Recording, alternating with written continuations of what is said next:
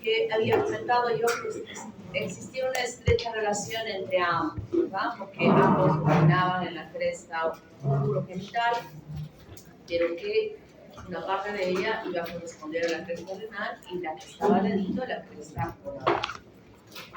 Entonces, cuando hablamos del origen de ese sistema urogenital, conocemos que es el mesodermo intermedio quien forma la cresta urogenital y donde, cuando ya corresponde a la parte genital, se forman las gónadas. A partir de estas crestas gonadales que se han dividido por la cresta urogenital que esta semana están viendo en práctica. Y que hacia la parte medial se formaba un agrupamiento orientado hacia el seroma, que era justamente la cresta gonadal, ¿verdad? Y hacia la parte externa, la cresta renal. Y esa cresta gonadal va a alojar a las células de los gametos que no se originan allí, que no se originan del mesodermo intermedio, sino vienen de otro lugar que vamos a ver a continuación. Luego hemos visto este conducto de Wolff, muy importante en la formación del mesonefros, que era aquel conducto donde se drenaba la orina que se estaba ya formando a través de estas nefronas primitivas que se habían desarrollado en el mesonefros, ¿verdad? Sin embargo, ese conducto de Wolff, en el caso del varón, no va a desaparecer conforme desaparece el mesonefro, sino se mantiene para formar conjuntamente con los tubulillos mesonéfricos, parte de este sistema genital masculino. Y el útero y la trompa se van a formar de otro conducto que aparece posteriormente, no desde un inicio, que es el conducto de Wöhler. Y para formar los genitales externos van a estar el falo, que es un estadio indiferenciado que va a poder formarse posteriormente lo que va a ser el clítoris o el pene en el varón. Específicamente no el pene, sino el glande, el tubérculo genital, que es el que se va a ubicar distalmente en el desarrollo del pene. Y las prominencias y pliegues genitales que independientemente, ya sea en el varón o en la mujer, van a dar lugar a estructuras totalmente diferentes. Entonces, recordando lo que hemos aprendido y lo que están viendo esta semana en las clases, esta es la cresta urogenital que a partir de la parte medial recién se forma en esa cresta genitourinaria este surco urogenital que va a dividir periféricamente a la cresta renal y medialmente a la cresta gonadal. O sea, esta parte no es como el mesonefros que habíamos dicho, o el pronefros cervical, el mesonefros más caudal y el metanefros mucho más abajo. No, esta formación de esta cresta solamente se desarrolla, digamos, en la parte medial, frente a una parte del mesonefro. No es en toda la extensión. Y esto ya lo hemos visto nosotros cuando hemos hablado de esa formación urinaria a partir del mesonefros que ya se va desarrollando, donde dijimos que de esta arteria de la aorta se emite una arteria segmentaria que forma un ovillo y que se aloja en una cápsula que se comunica con un tubuli proximal y el tubuli distal, y este a su vez se conecta con el conducto de Wolff, ¿verdad? Es decir, el sistema renal cuando estaba formándose, cuando se formó el mesonefros, ya con funciones, porque ya tenía esa capacidad de formar orina tan importante que habíamos visto asociada a malformaciones por la no producción de orina, ¿verdad? Produciéndose el oligohidramnios, que se traduce que no hay formación de orina por alguna circunstancia y que eso conduce a otro tipo de malformaciones. Y en esta parte medial aparece esta cresta gonadal. Repito, no es en toda la extensión, es un nivel más pequeño, paralelo a la formación de esta estructura que está aquí, que será responsable de la formación del mesonefros. Entonces nosotros tenemos aquí, esto que está más rosadito, constituyendo lo que va a ser el mesonefros, y en esta parte medial aparece la cresta gonadal, que será responsable de la formación de la gónada. Y también recordamos que este conducto de Wolff, muy importante cuando expliquemos la parte genital masculina, se va a conectar al seno urogenital, ¿verdad? con que habíamos visto en la clase pasada, que a partir de este conducto de Wolff se había formado la yema uretiral, que luego iba a formar los uréteres, ¿no? Supongo ahora, si es que puedo hacer una pregunta respecto a ello, he estado muy bien. Entonces, aquí queda muy clarito. Esto es mesonefros y esta es la gónada. El mesonefros va desapareciendo cuando caudalmente aparece ya el metanefros. Y ese tejido mesodérmico del cual se derivó la formación del mesonefros, cuando va desapareciendo, no desaparece completamente, sino se convierte en un ligamento. Un ligamento del borde superior, como diciendo por acá ya desapareció el mesonefros, pero nos está quedando como rezago de él este ligamento diafragmático. Y en el polo caudal también en la desaparición del mesonefros va a formar el ligamento inguinal, que posteriormente este ligamento inguinal va a transformarse o le vamos a denominar gubernaculum testis, que está estrechamente conectado a esta prominencia que se da en la parte caudal a los lados de este periné, que ya habíamos visto dónde estaba, que se llama pliegue genital o prominencia genital.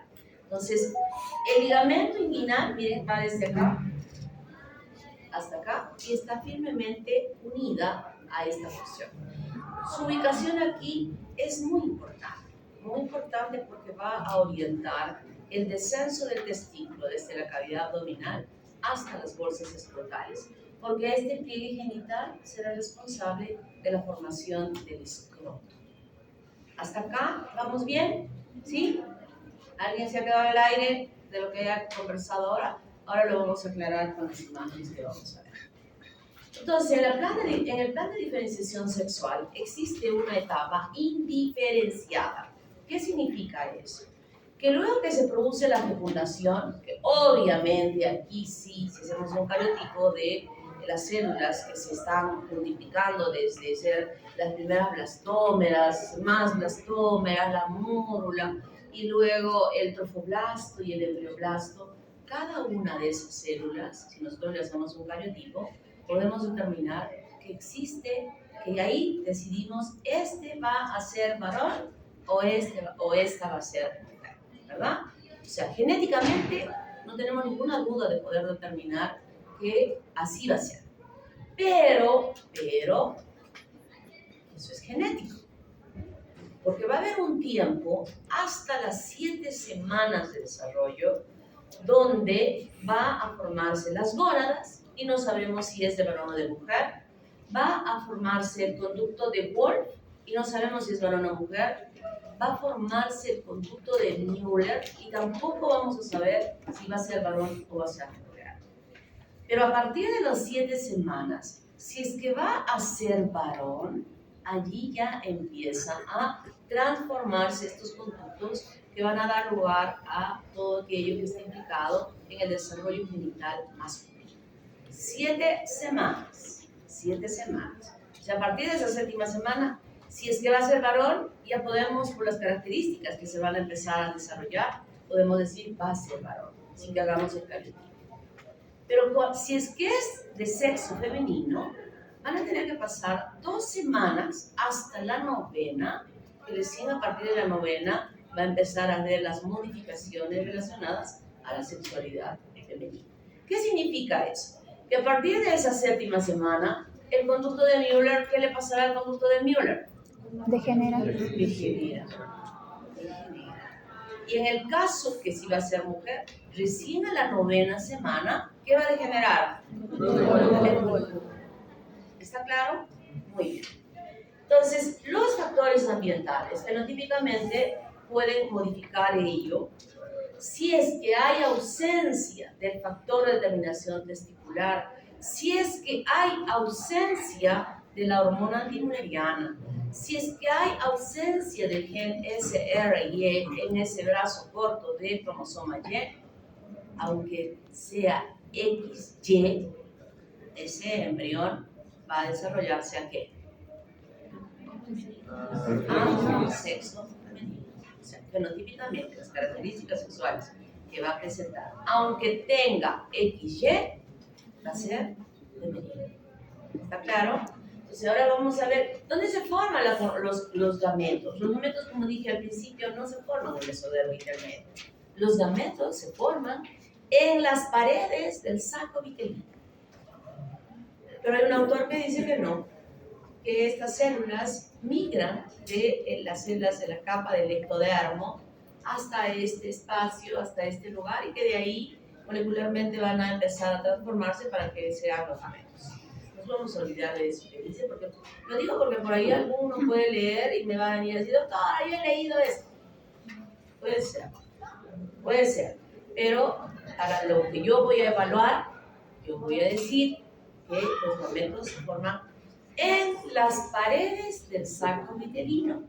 O sea, ¿cuál sería el origen? ¿De qué tipo de hoja embrionaria se formará?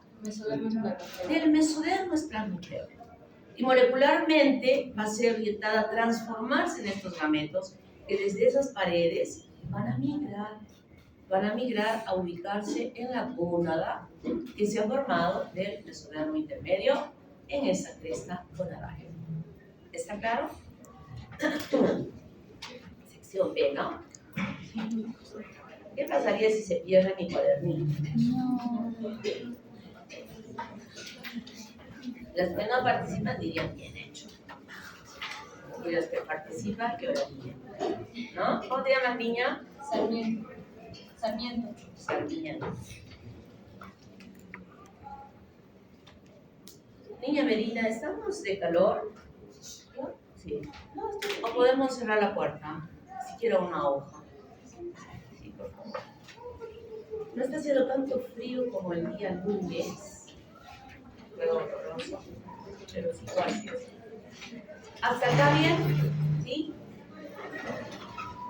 Entonces esa migración se desarrolla de las paredes del saco vitelino, va desplazándose por el meso dorsal hasta meterse al mesodermo intermedio, específicamente en las cuerdas. Y luego viene la etapa de diferenciación 1, donde obviamente ya está el fenotipo determinado por ya sea el cromosoma XX o el cromosoma Y en el caso del varón, ¿no?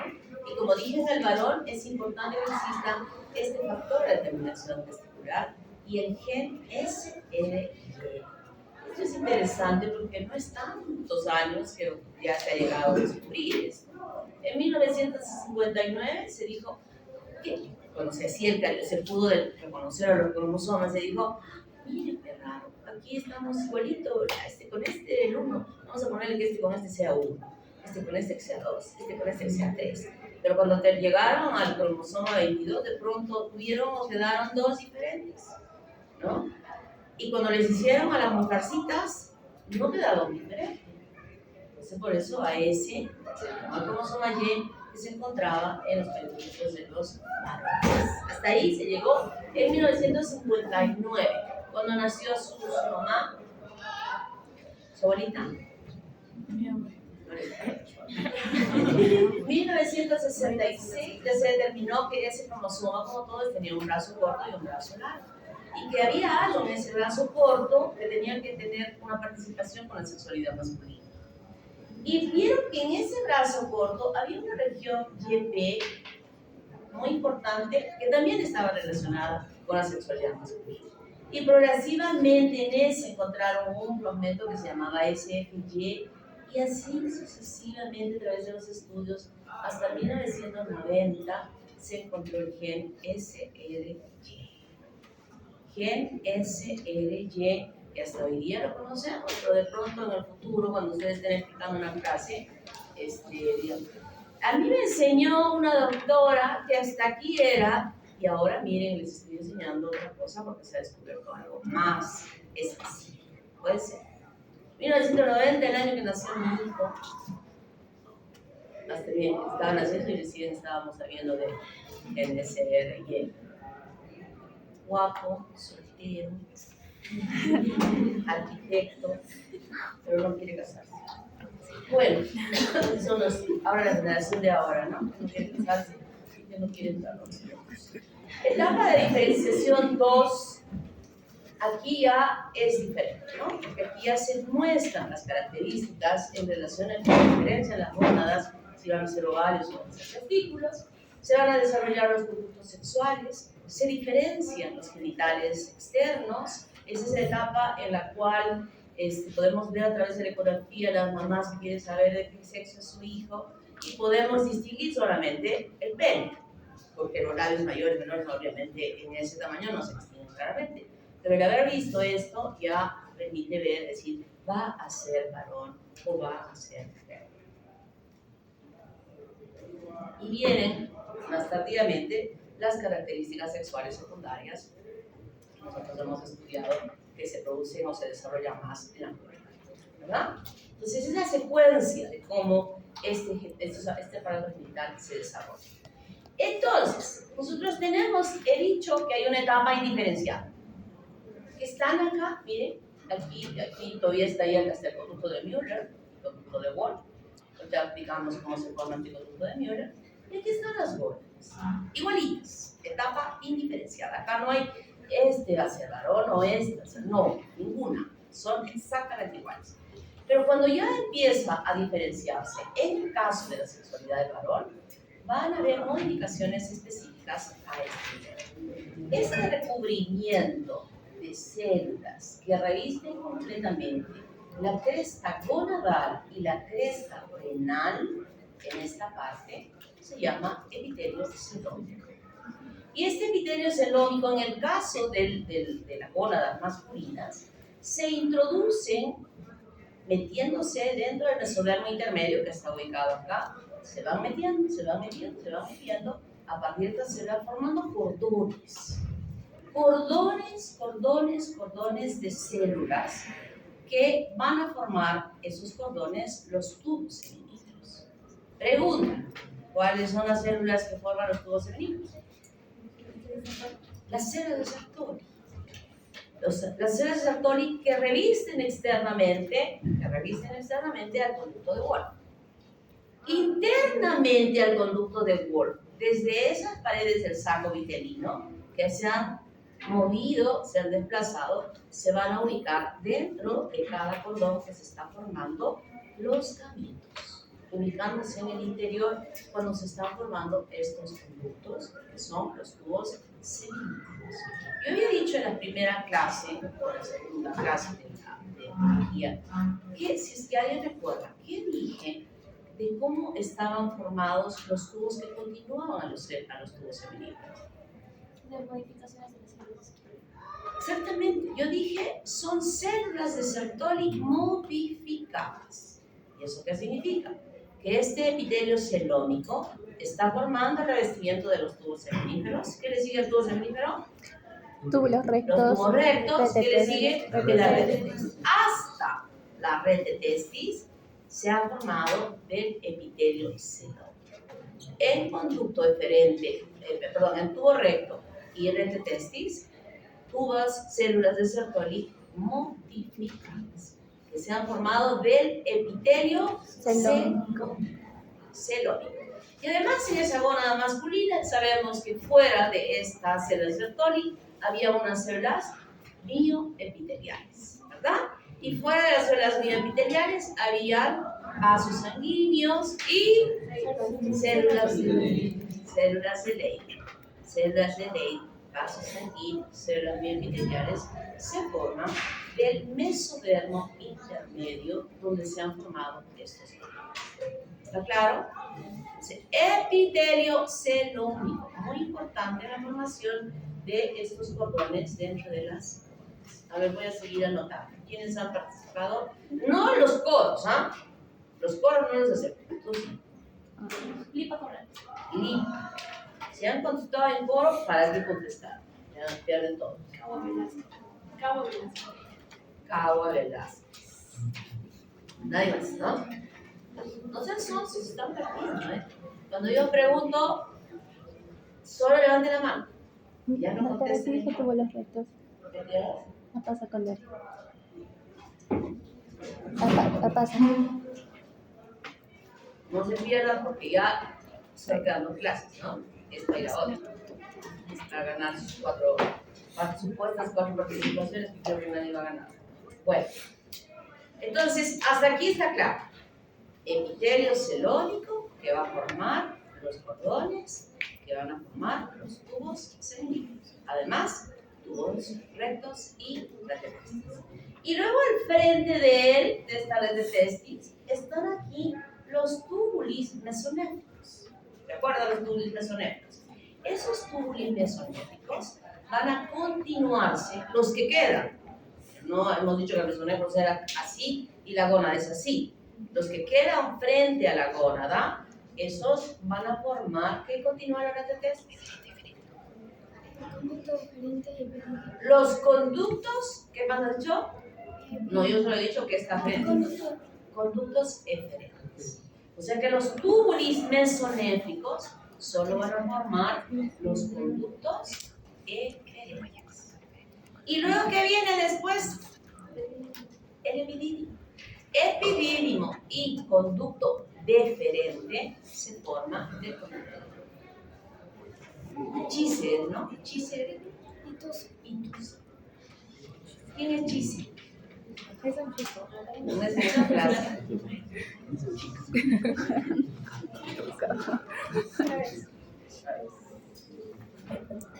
Flores, Gutiérrez. ¿No? ¿Clarísimo?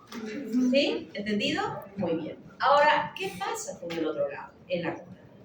Igual, hemos dicho, es una etapa indiferenciada y este epitelio se llama epitelio celómico. Ahora, aquí, de este epitelio celómico, igualmente empiezan a multiplicarse las células introduciéndose en esta cresta que está proyectándose hacia la luz. Se meten y ocupan casi toda esta parte de la corteza de esta gónada. Y allí se van a diferenciar en aquellas células que envuelven a los gametos. Es decir, en este estadio, ¿cómo le llamaríamos? Niño que está levantando tu mano. ¿Cómo se llama? Los folículos. Folículos. ¿Cómo es el epitelio de ese folículo primordial?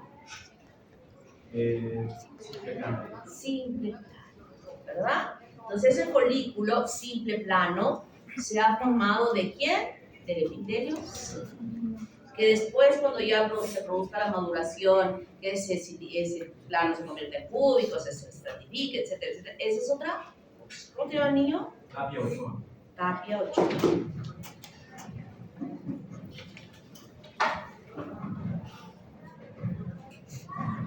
Esa es otra cosa. Pero estas células que están primero planas y luego estratificándose, están sobre una capa basal, ¿se acuerdan? Y de ahí ustedes en histología han visto estratificación del epitelio cúbico. Eso lo han visto en un folículo lunar. ¿De acuerdo? ¿Y por fuera qué hay? A ver, paredes.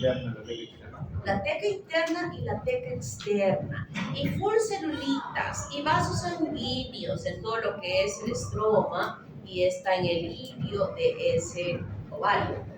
Todo eso se forma del mesodermo ileométrico. Todo eso se forma del mesodermo ileométrico. ¿Está claro? Paredes, ¿no?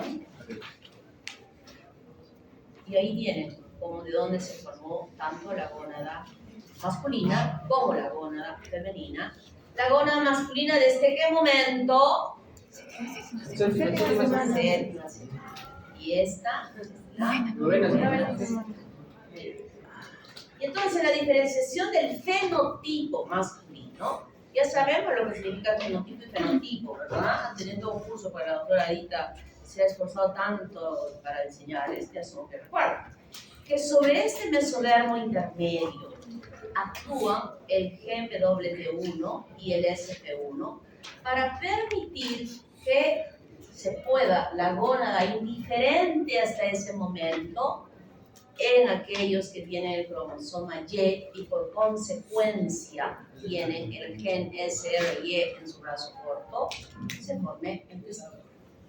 Entonces este testículo, que ya hemos visto cómo se ha formado y que va a alojar a la migración de las células de los gametos desde las paredes del saco vitelino, las espermatobolas, que van a quedar alojadas, como ya hemos estudiado el varoncito nace con espermatogonias, ¿se acuerdan? ¿Ah? Y que luego se empiezan a multiplicar y a madurar en cada ciclo de maduración. No es que se maduran y ya se quedaron así maduras para el resto de la vida. Cada ciclo de maduración empieza desde estas células de las espermatogonias. Y en ese testículo, ya en esos cordones provenientes del epitelio celómico, se han formado las células sectoriales. Y allí mismo, provenientes del mesodermo intermedio, se han formado las células de Leydig, importantes por la producción de la testosterona. Esta testosterona es fundamental desde esta etapa que esté presente para que pueda desarrollarse adecuadamente. Entonces, en la diferenciación de ese fenotipo, las espermatogonias por acción, ya las hormonas para atrás, ya las saben y las vuelvo a preguntar en el examen, porque se supone que han estudiado. Esto muy importante en la multiplicación y maduración de los espermatozoides. Las células de Sertoli, que ya hemos visto múltiples funciones de ellas, una importante es que tiene una proteína fijadora de andrógenos. ¿Se acuerdan? Que aquella testosterona producida por la célula de Leydig que iban a la circulación general y se iban para acá y se iban para otro lado, se metían dentro del tubo seminífero con la finalidad de estimular justamente que esta testosterona estimule allí dentro la maduración y la multiplicación, y también para que esta testosterona ingrese dentro del conducto y pueda promover la modificación de las células de Sertoli en los tubos siguientes, y que esas células de revestimiento de todos estos conductos tengan una función. ¿Cuál era la función de estos conductos? Levante la mano. La capacitación de los... Allí se capacita. Podría ser terminar el ciclo de maduración, porque todavía no se está capacitado. Terminar la maduración. Ya, pero estoy refiriendo específicamente a conductos rectos y red de pestes. La reabsorción también. ¿Dónde se reabsorbía? ¿Dónde se reabsorbía? En el epitelio. En el epitelio. Estos conductos con células de Sertoli modificadas en su morfología, modificadas en la producción de muchas hormonas que son importantes que se produce en el tubo seminífero, pero no modificadas en su función de nutrición, de secreción, de eliminación de secreción, para que esos espermatozoides que han salido y son liberados tengan una fuente nutritiva en ese trayecto que están desplazándose. El espermatozoide en su formación no se forma y que ya ¡zas! Corriendo llega hasta el epididi. No, es un tiempo. Pues todo ese pasaje requiere de que alguien esté dando pues, en el camino, como los corredores, una botellita de agua, un sobrecito de energizantes, ¿listo? Que son unos sobrecitos. ¿Han probado alguna vez esos sobrecitos energizantes? Son unos sobrecitos así que saben horrible, a mí no me gusta, ¿no? Tiene todos los componentes que les den la energía para que sea bien, ¿no? Entonces esa función es importante. Y fundamentalmente esta célula Sertoli produce esto, sustancia antimureriana. Al principio dije, hay mecanismos importantes que tienen que suceder para que pueda haber la formación específica del aparato sexual masculino. Y esta sustancia antimureriana, y ojo, los tres componentes tienen que estar presentes. Donde falle uno, ya no hay un desarrollo normal de esa sexualidad masculina. Tienen que estar presentes. Entonces, esta sustancia es producida justamente por esta célula de Sertoli. Vamos a ver cómo es que es este ciclo importante. La célula de Leydig, que produce la testosterona y que no solamente estimula la maduración de los espermatozoides, sino el desarrollo, la producción, la maduración, el funcionamiento de todo. La testosterona tiene que ver con todo eso. Y además, hay un pasaje, un precursor dentro de esta síntesis de la testosterona que se llama dihidrotestosterona. La dihidrotestosterona es fundamental para la diferenciación sexual masculina. No la testosterona, sino la dihidrotestosterona. Eso es fundamental para que se forme el pene, para que se forme el testículo, o sea, para que estas características de los órganos sexuales externos estén perfectamente bien. Entonces aquí no entendemos bien lo que yo estaba mencionando. Tenemos una gónada indiferenciada. En el varón, ¿hasta qué tiempo? Este se mejoró, este se mejoró.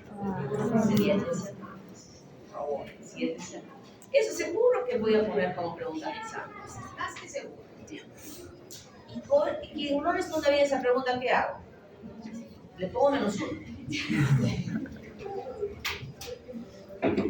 Nunca les he contado que antes calificábamos así.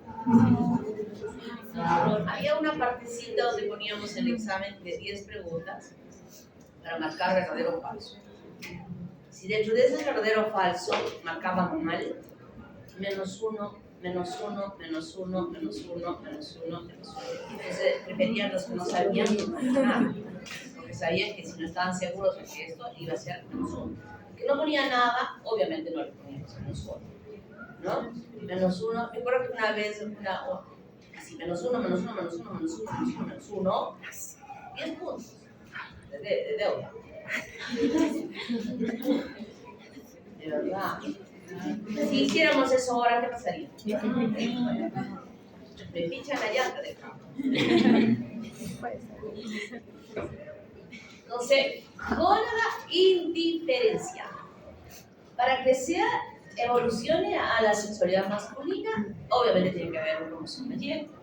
Y en ese cromosoma Y debe estar presente el gen SRY.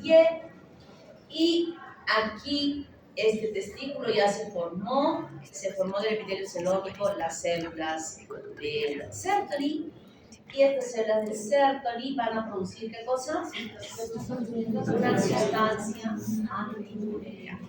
Y este testículo también ya va a producir testosterona. ¿Qué va a hacer la sustancia antimulleriana? Va a actuar sobre los conductos de Wolff para que regresione. ¿Dónde no se lo puede? ¿Dónde va el dije Wolff? Sí. Error. Conductos de Müller para que regresionen, y aquí se produce una regresión activa. ¿Qué significa eso? Que para que desaparezca el conducto de Müller, sí o sí debe haber sustancia antimulleriana. Si no existe sustancia antimulleriana, se mantiene ese conducto de Müller y se mantiene la evolución del conducto de Müller en la formación de los órganos sexuales femeninos. ¿Está claro? Entonces aquí hay una regresión activa. Y más la testosterona, que ya no hay nada de conducto de Müller, testosterona, como hemos visto en la anterior, permitirá esta evolución de todos los conductos que hay que va a haber en esta gónada, y que se va a transformar en conducto de Wolff, el conducto diferente, etc., etc., etc., y permite la conformación del aparato sexual masculino.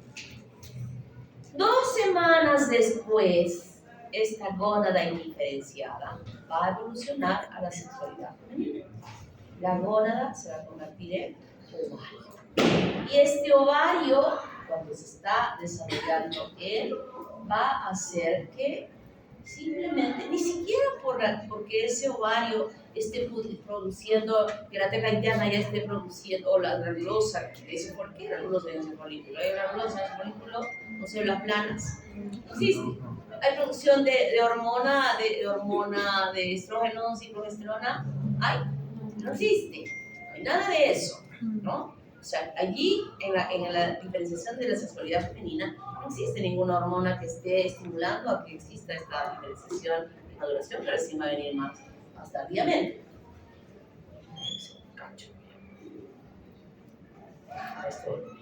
Entonces, aquí sucede algo diferente a lo que habíamos visto en la sexualidad masculina. Simplemente, cuando no hay nada de gen SRY, ni hay testosterona, ni hay sustancia antimülleriana, ni nada. Esto pasivamente se va formando y el conducto de Wolff regresiona pasivamente. No hay nada, ni hormona, ni nada que diga va a diferenciarse el ser femenino. Esto es una evolución natural para que se desarrolle, que los conductos de Müller se unan y forman aquí el útero, que el ovario se desarrolle normalmente como ovario después de que no hay nada que impidir que suceda ahí. Entonces, la regresión en el caso del varón es una regresión y en el caso de la formación de la mujer es una regresión pasiva. Entonces, yo digo acá, si no hay gen, bueno, si no hay cromosoma Y, ya definitivamente anulada. Pero si no hay gen SRY, es otra cosa. Está el cromosoma, pero no está el gen. Ya sabemos nosotros que puede suceder alguna mutación, algún cambio, algo que no desarrolla. Si no hay formación de estas células de Sertoli y no va a producir sustancia antimülleriana, no hay posibilidad de formación de sexo masculino. Si no hay testosterona, tiene que ser los tres elementos tienen que estar presentes para que exista una diferenciación sexual. ¿Está claro? Y si no hay eso, ¿a qué va a evolucionar? ¿Está claro? Con esta diapositiva voy a hacer 800 preguntas. Pregunto por este lado, pregunto por el otro lado. Si lo han entendido, por donde pregunte, me van a contestar. O sea, esta parte ¿verdad? de la discusión. Por donde pregunte, me van a contestar. Entonces, he dicho que en un momento estos dos están presentes. Conducto de Müller y conducto de Wolff, unido al mesonefros y aquí el desarrollo de las células. Están ahí, los dos conductos están presentes en la etapa indiferencial. Entonces, ¿qué? Si va a ser varón, obviamente aquí va a desaparecer todo este conducto. Pero si va a ser mujer, desaparece todo esto. ¿Cómo? ¿Activa o pasivamente? Pasiva. Puedo poner eso, esa palabrita pasiva.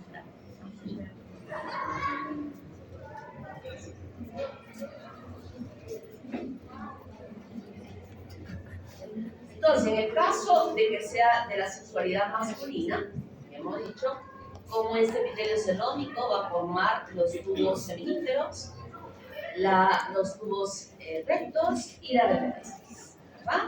Y los túbulos mesonéricos van a formar los conductos eferentes. Y el conducto de Wolff va a formar el epidídimo y el conducto eferente.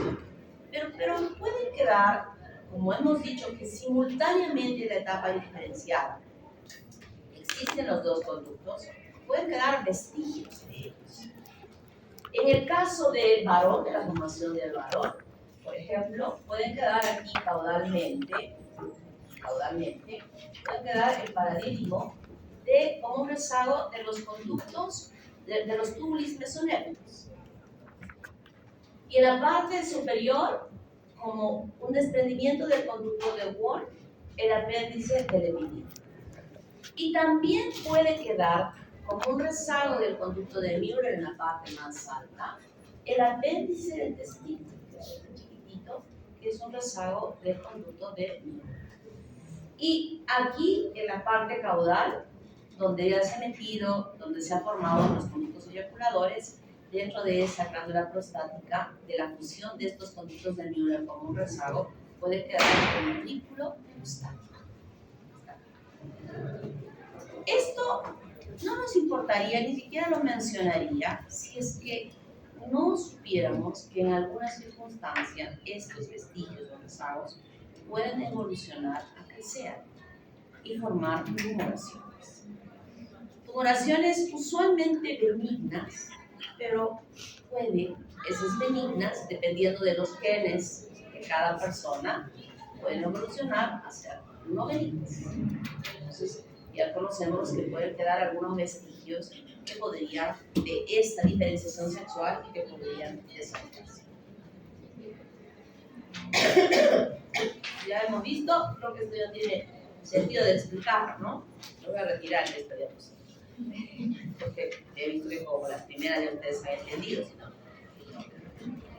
Y decían, por algún lado les vale, pero yo creo que ahora ya lo han entendido, ¿verdad? Ese niño que está allá al final de lentecitos, ¿has entendido? Si él ha entendido, está tan lejos.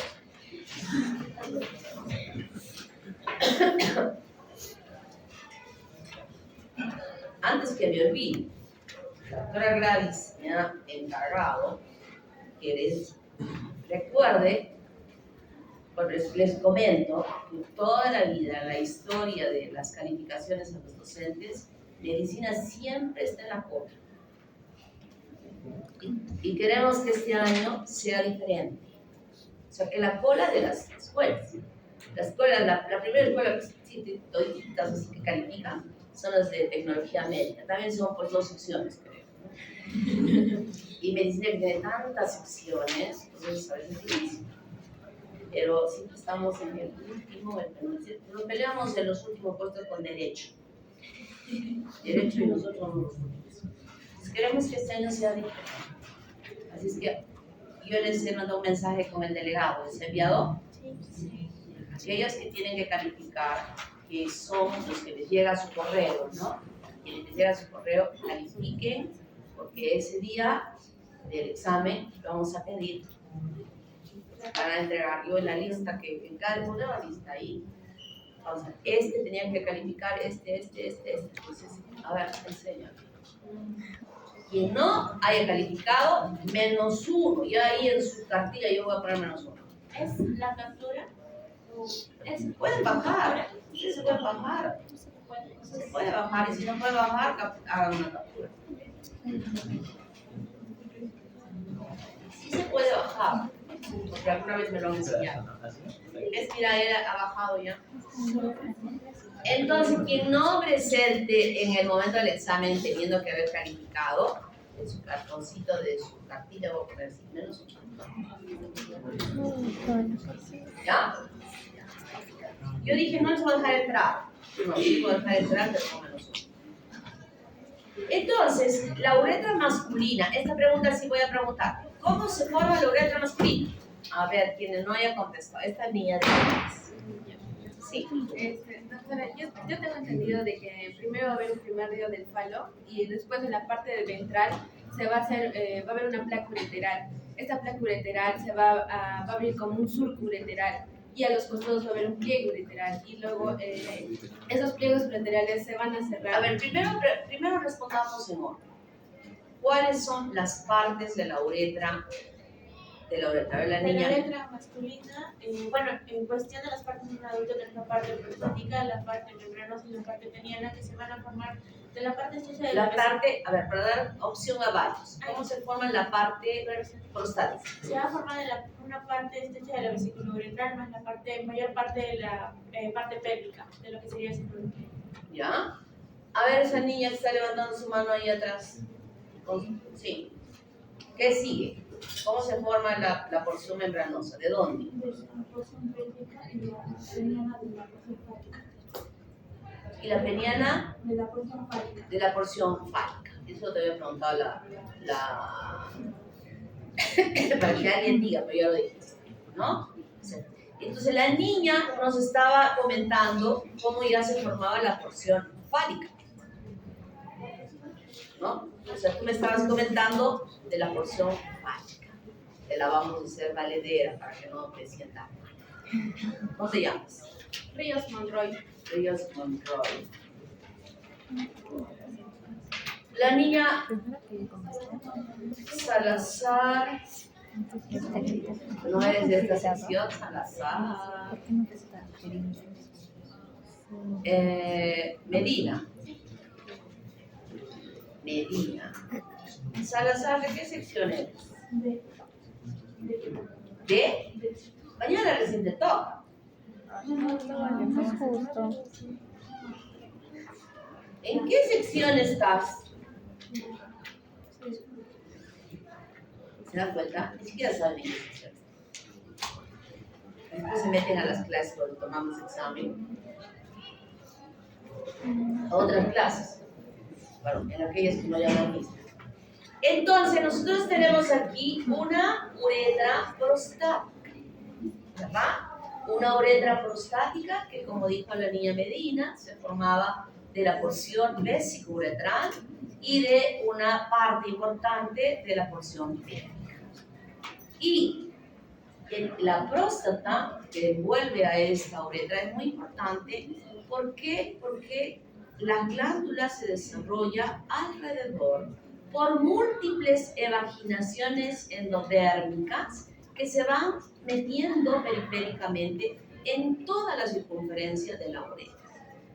Y este es el riesgo de que cuando estas glándulas se hipertrofian, o sea, crecen las glándulas, no se multiplican, no hay hiperplasia, hay hipertrofia. Las células de las glándulas crecen, comprimen la luz de la uretra, ¿no? Y esto se llama hipertrofia benigna de próstata. Pero también en estas células puede ocasionarse un cáncer, unas células normales, y desarrollarse en estas células de la glándula prostática. Los procedimientos son diferentes. Si es una hipertrofia benigna de próstata, simplemente se raspa lo que está cerrando la luz con unas cuchillas especiales. Hoy en día se utiliza el láser que fácilmente limpia todo esto.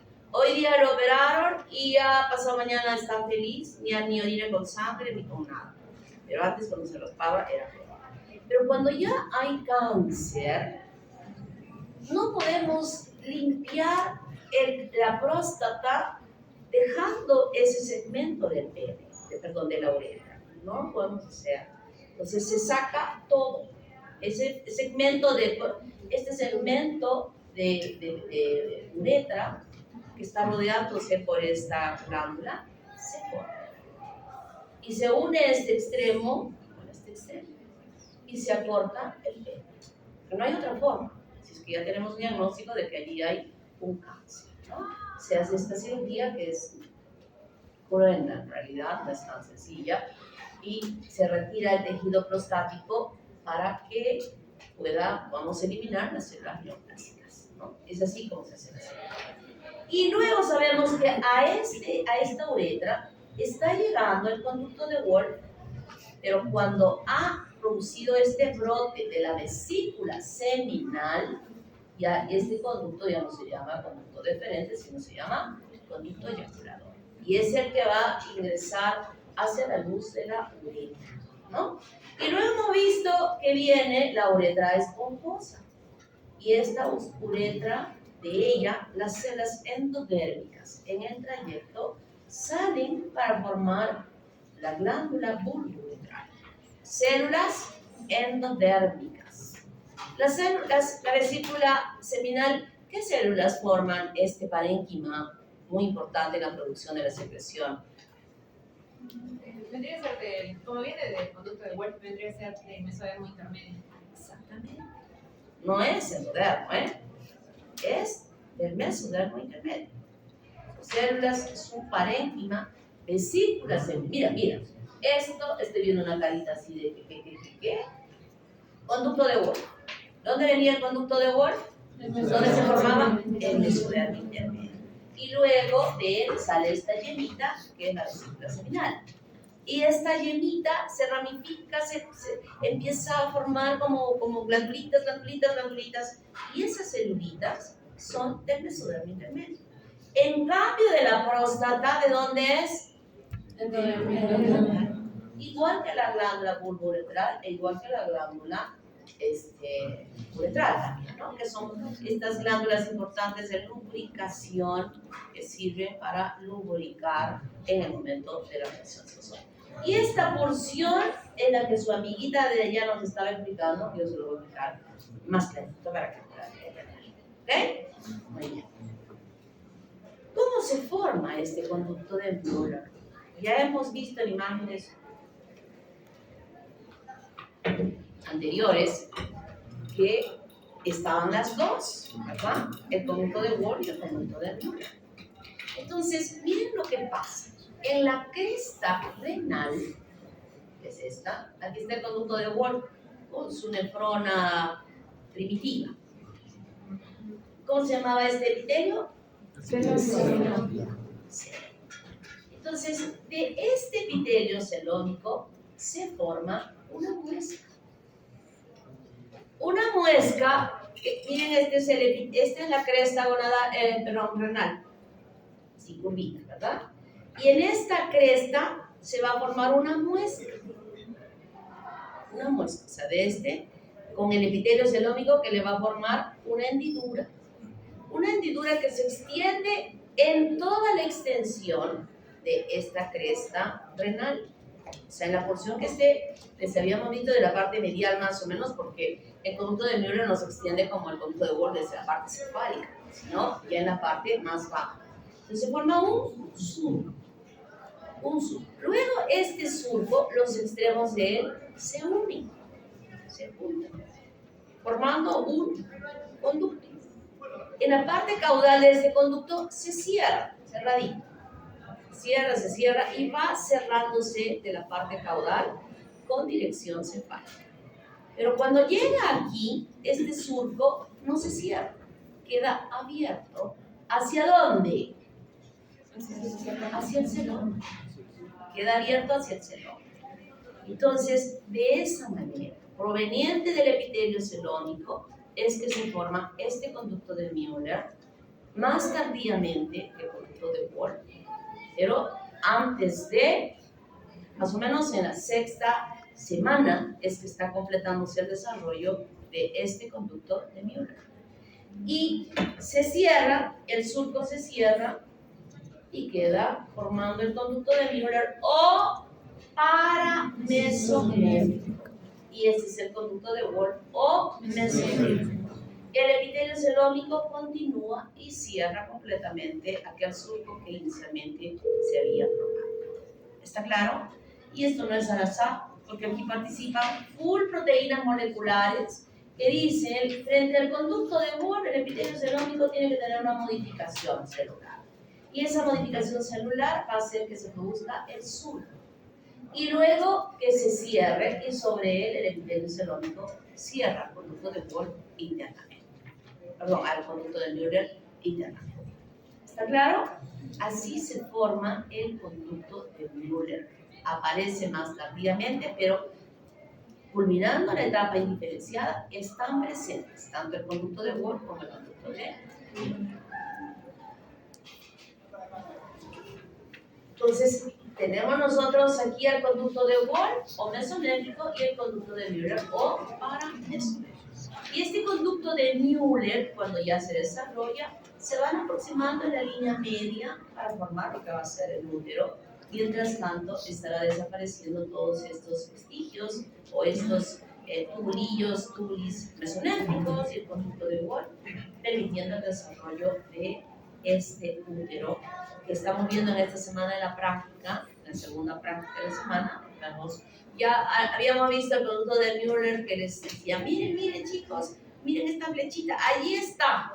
No estamos viendo así, estamos viéndole así de ladito.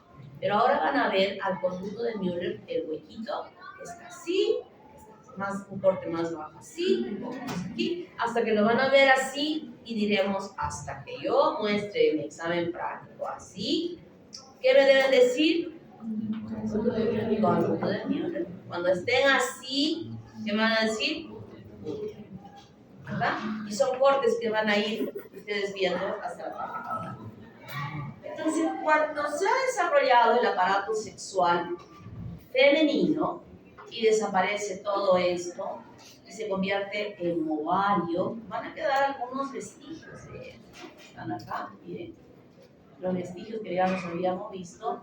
Y en la parte caudal también, este es el quiste de Morgagni, arriba que va a quedar, y aquí va a quedar el quiste de Gardner.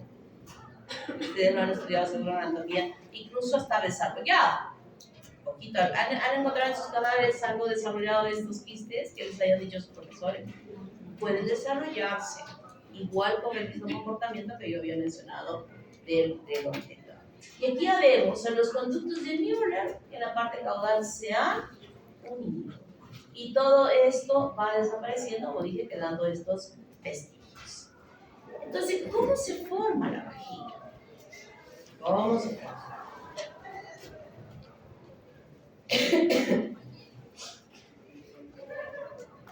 Hasta aquí, ¿hemos entendido bien? ¿Sí? Entonces aquí están los conductos de Müller y aquí se unieron, formando la parte cerrado, ¿verdad? Hemos dicho que el borde era cerrado, o sea, es un tubo cerrado caudalmente, y esta parte donde se une se llama tubérculo de Müller. Esta partecita de acá, tubérculo de Müller. ¿Y qué va a pasar para formarse la vagina? Dijimos, ¿quién me quiere decir? Levanta la mano solo uno, varios yo escojo. ¿Cómo se forma la uretra en la mujer? Tú ya has contestado, ¿no? A ver, esa niña. Sí. Tú de casaca. Tú de casaca ploma. ¿Por qué? Porque tengo estrabismo. Y de verdad estoy preocupada porque miro así y otros dicen yo, sí, se ve como que es estrabismo. Míralo, nunca mis oftalmólogos que he pasado por tanto me han dicho que tengo estrabismo. No, pero es que la luz apunta sus lentes y no veo bien. Ah, esa era la razón. Yo ya estaba preocupada. A ver, dime. Ya, de la parte vesical se forma la uretra femenina. De la parte vesicouretral estrecha se forma. O sea, en la uretra femenina no participa ni la porción pélvica ni la porción fálica, ¿verdad? Y entonces nosotros aquí se forma la uretra.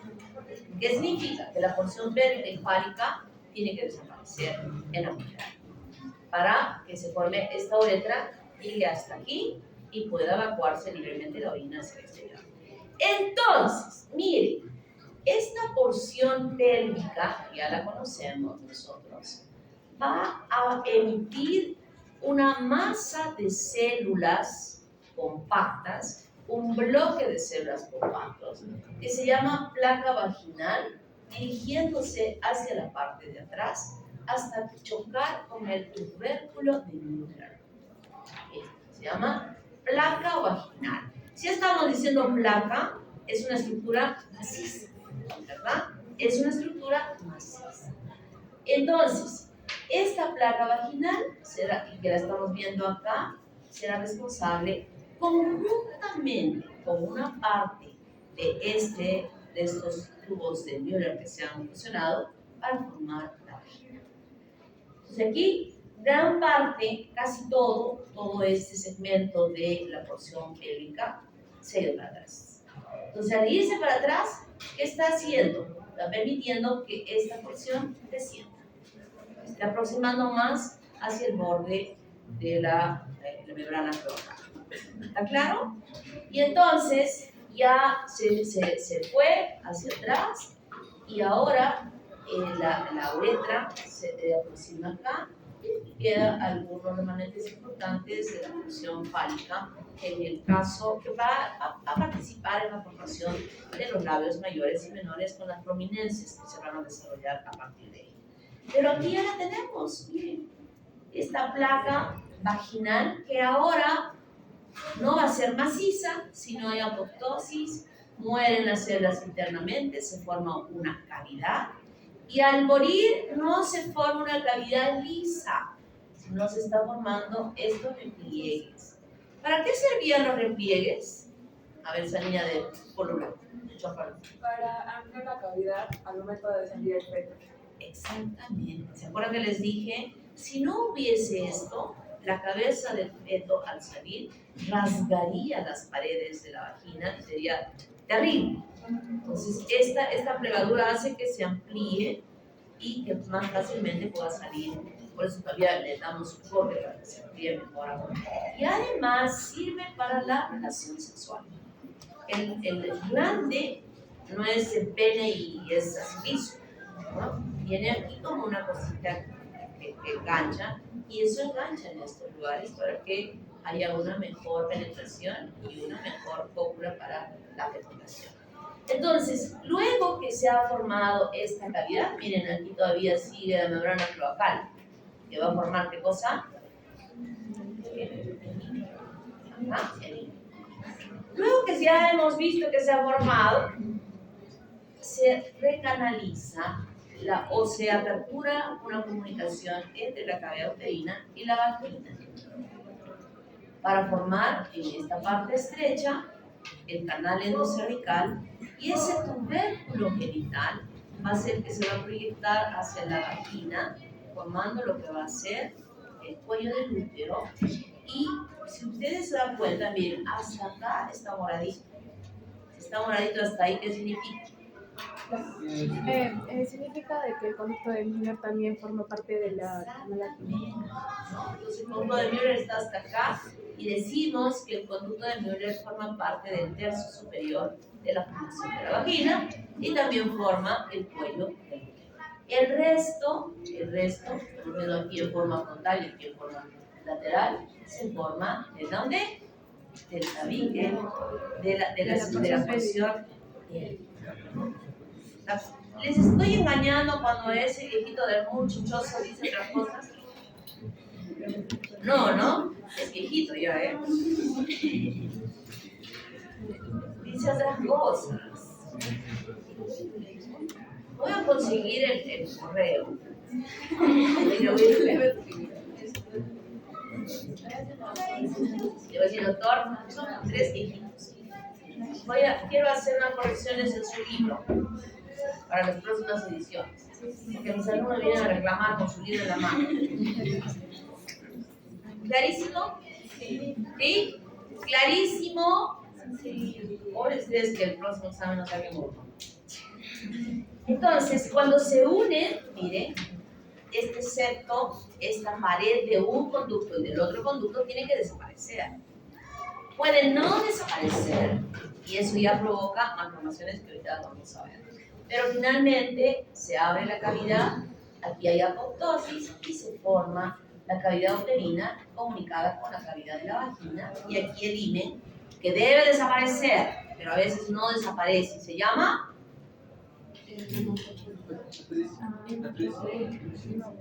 ¿qué produce?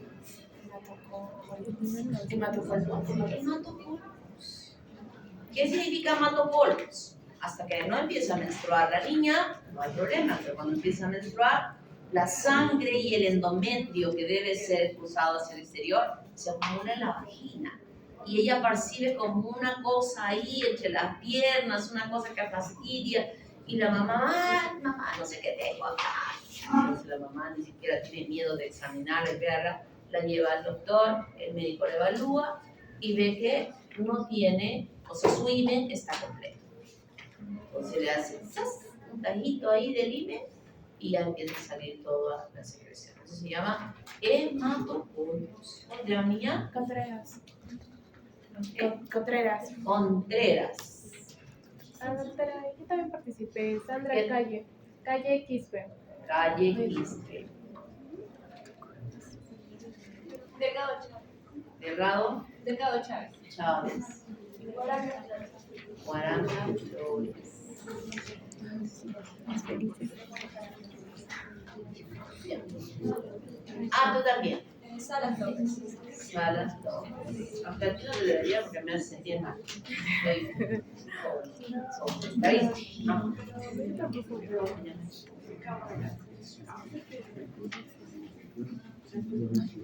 Muy bien. Entonces ya entendieron, ya aprendieron. Aquí vemos cómo se forma el testículo ya dentro de la bolsa escrotal. Pero inicialmente, ¿dónde estaba? En la cavidad, ¿verdad? El caso del ovario, hay un descenso pequeñito, no importante, y ese ligamento, el ligamento diafragmático que habíamos visto, ¿se acuerdan? Al principio, en el caso de la mujer o de la hembra o del sexo femenino, va a formar el ligamento redondo de la trompa uterina. Y el ligamento inguinal, o sea, más caudal, va a formar el ligamento redondo del útero. En el caso del varón, ese ligamento inguinal ya le habíamos dado un nombre que se llamaba tuberculoso. Entonces, ¿cómo se produce eso? ¿No? Vamos a ver en un momento. Genitales externos. En la etapa indiferenciada, externamente solo vemos al tubérculo genital, al pliegue uretral y al pliegue genital, ambos juntos.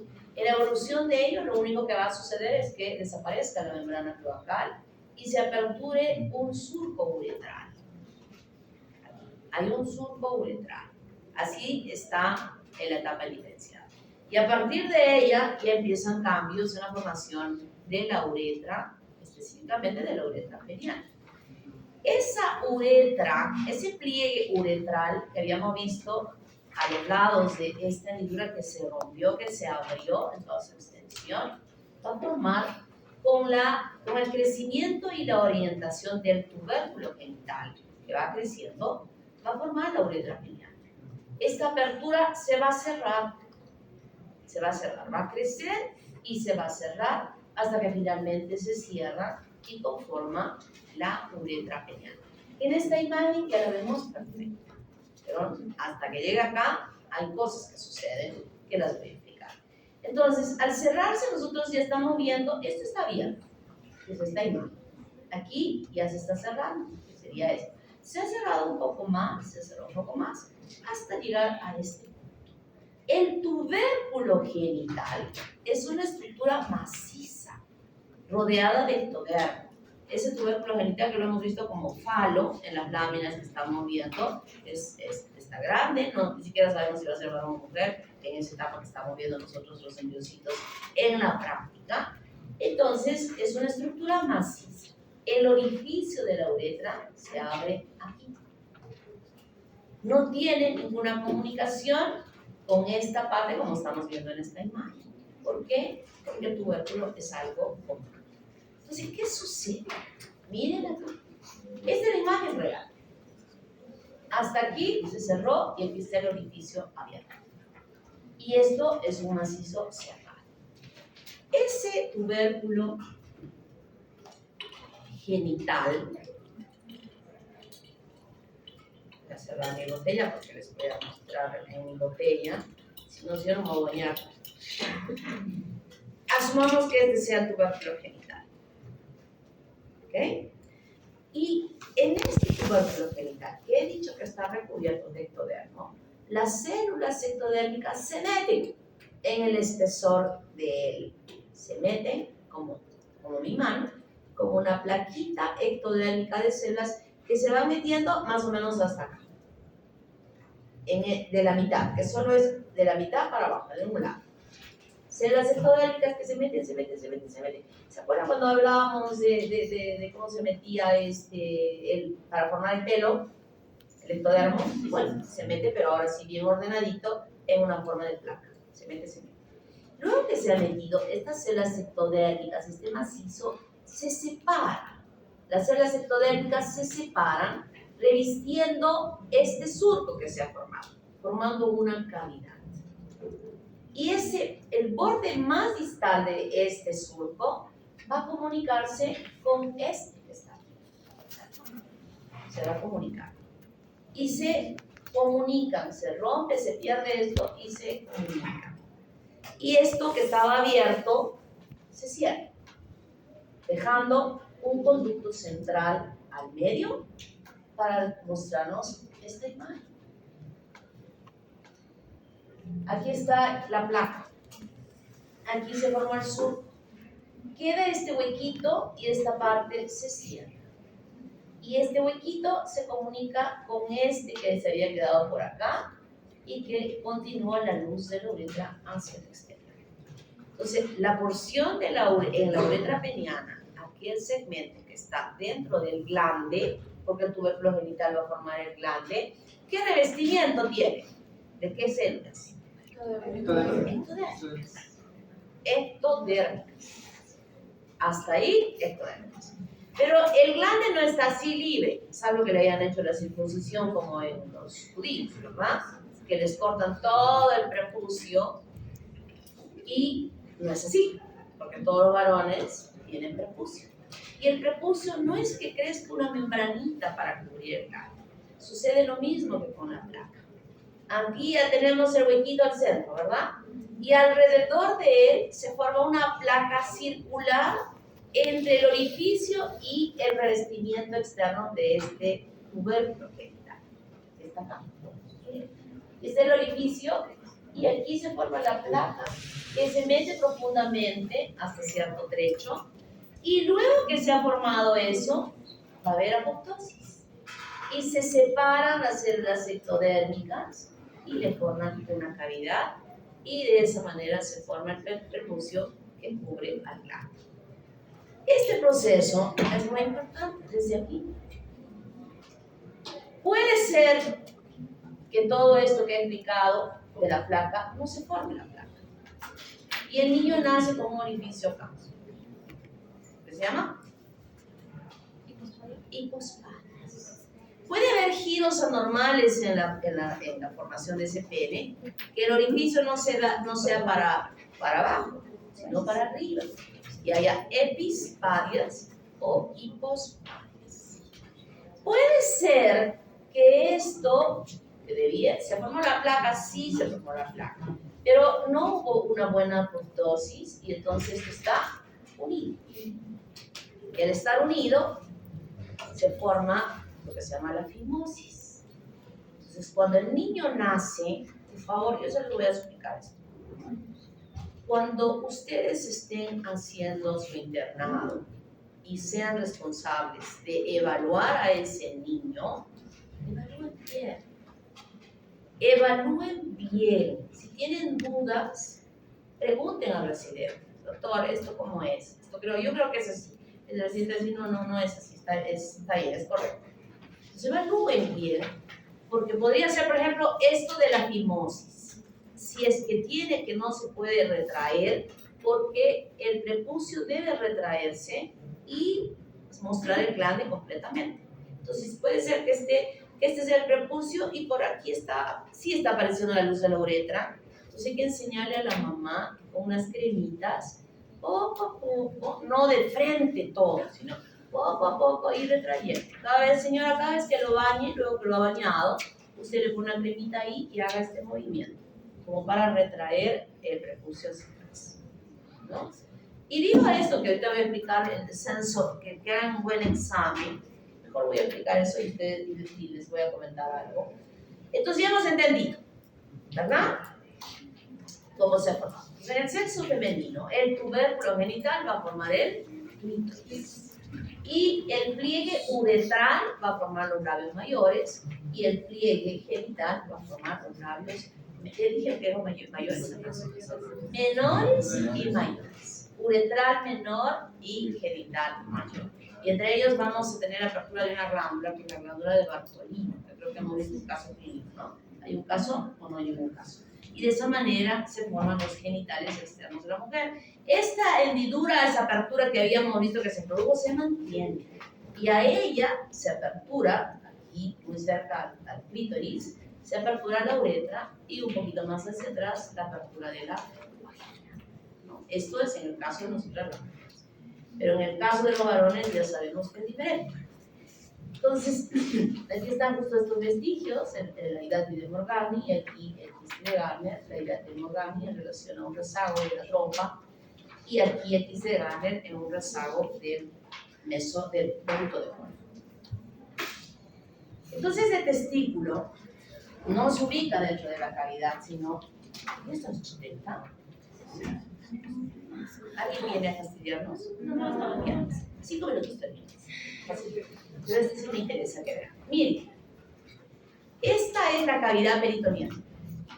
Cavidad peritoneal. Esta cavidad peritoneal, a ambos lados de la línea media, se produce una evaginación. Estos dedos, miren, estos dedos de aquí, que se llama proceso vaginal. Ambos lados. O sea, es una evaginación de la cavidad peritoneal. Por detrás de ella está el ligamento inguinal o gubernaculum testis que habíamos mencionado, que está fijada al polo inferior de la gónada del testículo. Y este testículo ya tiene aquí su conducto de Ward que está conectado también a la vesícula. Y ahora, fíjense, por detrás del peritoneo que está revistiendo este proceso vaginal, va a empezar a cortarse el gubernáculo testis, arrastrando, jalando al testículo hacia este pliegue genital, que será responsable de la formación del escroto donde debe alojarse el testículo. No se está metiendo a la cavidad, está yendo por detrás. Está yendo por detrás. Eso es importante que ustedes se den cuenta. Y entonces, ¿para qué se ha formado ese proceso vaginal? A ver esa niña. Para ampliar el camino del descenso. Para ampliarle un camino de descenso. O sea, al descender está empujando a la cavidad, ¿eh? Tiene un espacio para descender, hasta que finalmente desciende y ocupa este espacio que le ha formado él, pero que ahora está empujado y queda el testículo dentro de esa cavidad. Las paredes de este proceso vaginal se obliteran, pero queda una cavidad aquí delante del testículo que tiene una pared visceral pegada al testículo y una pared parietal que está al frente, creando un espacio virtual. Los testículos, cuando nosotros examinamos, no son que estén fijos, fluctúan. Y ese movimiento que tiene la bolsa es porque este peritoneo que ha formado esto está resbalando. Y este espacio virtual puede hacerse real cuando se acumula líquido. ¿Qué se llama? Hidrocele. O cuando se acumula sangre después que han tenido una pelea. Hematocele. ¿No? Entonces es esta cavidad que se acumula de líquido y atrás está formándose el testículo. Para que descienda el testículo, tiene que haber testosterona bien puesta. Y también, si es que no hay, nosotros justo a esto venía lo que les quiero comentar, que si no hacemos un buen examen, este testículo puede quedarse en el trayecto y quedar una criptorquidia. Y ese testículo no puede quedarse aquí. La operación debe realizarse en el año, para prevenir que haya el descenso. Conozco una persona que hace poco me dijo, doctora, mi hijo me han dicho que tiene el testículo que no está en su posición. Y yo conozco a ese niño desde bebé. Puede ser. Y su pediatra, la pediatra de este niño, es prima de esta persona.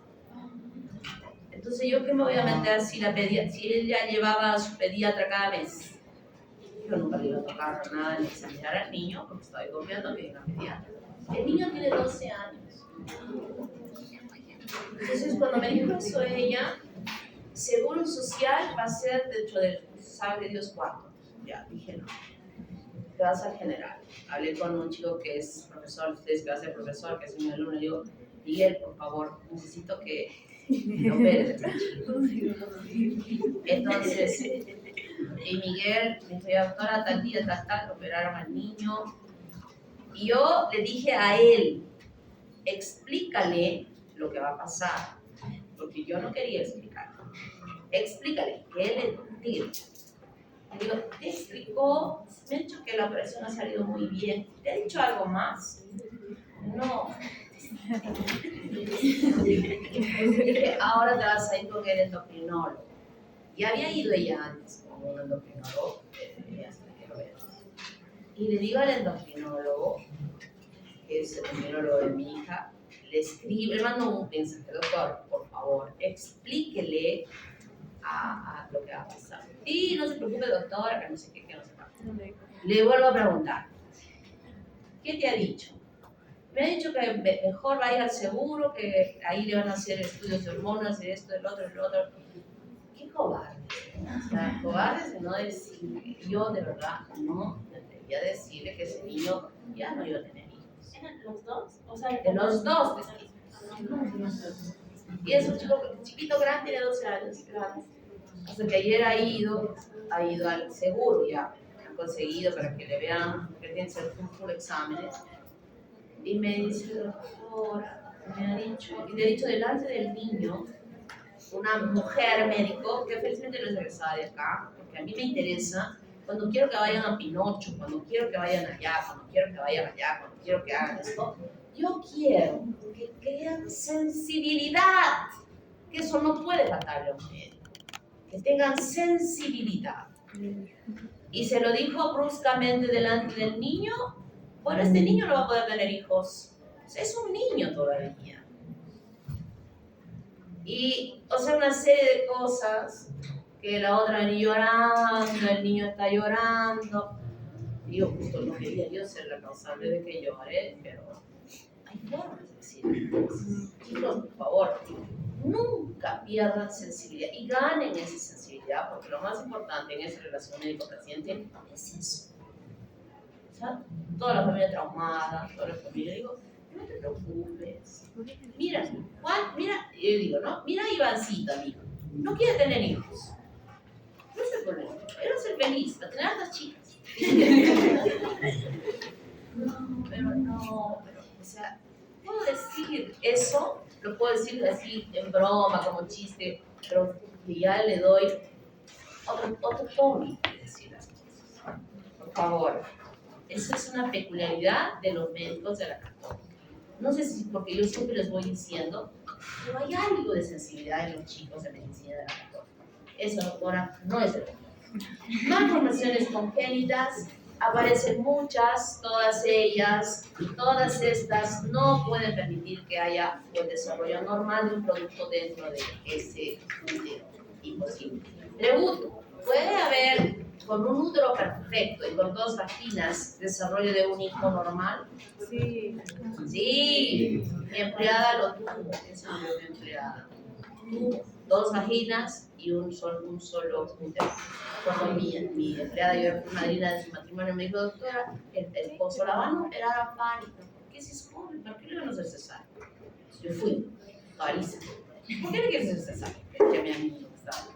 Ah, ¿la conoces? Sí, la conozco, claro.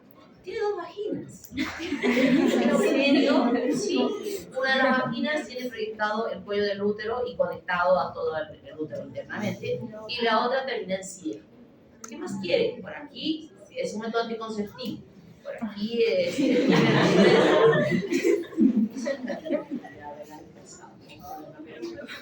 Así es que, hipospadias, y en los casos clínicos de la práctica vamos a